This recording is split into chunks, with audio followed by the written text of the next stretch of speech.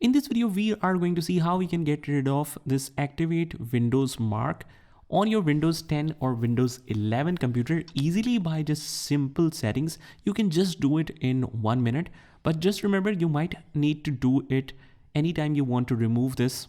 It might appear sometimes, but this is the quickest and simplest solution. What you can do is just go to the start menu, right here, run, and just right here, regedit, click OK. Click yes, and here is the complete path. All you have to do is just paste that path, whatever I have mentioned in the description here, hit enter, and you will automatically land to this area. Go to start, and whatever is written, most of the times it's 3, just change it to 4, click close, click OK, and then as soon as you restart the computer, let me just try to sleep as well. If it resolves the problem, resume this. But actually sleep doesn't resolve the problems.